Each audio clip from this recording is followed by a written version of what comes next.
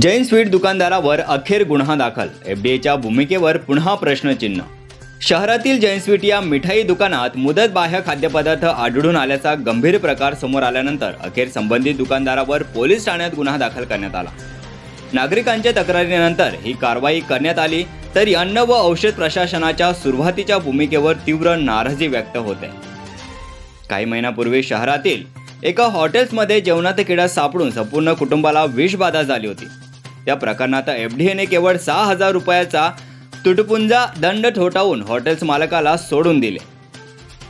त्यामुळे प्रशासनाच्या कारवाईवर आधीपासून प्रश्नचिन्ह उपस्थित झाले होते. तसेच प्रकार पुन्हा जैन स्वीटमध्ये घडल्याने नागरिकांचा संताप उफाळून आला. दुकानात मुदत संपलेले खाद्यपदार्थ विक्रीसाठी ठेवले असल्याचे स्पष्ट झाल्यानंतर एफडीए कडून सुरुवातीला ठोस कारवाई न करता थातूरमातूर कार्यवाही करत दुकानदाराला वाचवण्याचा प्रयत्न झाल्याचा आरोप करण्यात आला. या प्रकरणी संतप्त नागरिकांनी थेट शहादा पोलीस ठाण्यात तक्रार दाखल केली. त्यानंतर पोलिसांनी हस्तक्षेप करत अखेर जैन स्वीटच्या दुकानदारावर गुन्हा दाखल केला. या कार्यवाहीमुळे नागरिकांनी काही प्रमाणात समाधान व्यक्त केले. पोलीस निरीक्षक निलेश देसरे यांच्या मार्गदर्शनाखाली पुढील तपास सुरू आहे.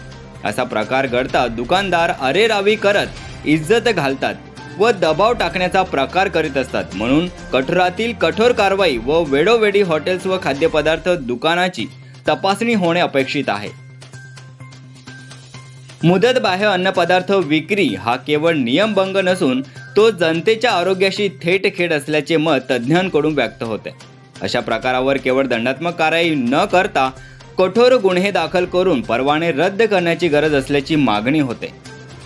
या संपूर्ण प्रकारामुळे अन्न व औषध प्रशासनाची कार्यक्षमता जबाबदारीवर पुन्हा एकदा प्रश्नचिन्ह निर्माण झाले असून भविष्यात अशा घटनांची पुनरावृत्ती होऊ नये यासाठी प्रशासनाने कठोर भूमिका घ्यावी अशी जोरदार मागणी तज्ज्ञ नागरिकांकडून होते. झुंजार क्रांती न्यूजसाठी कैलास सोनवणे, शहादा.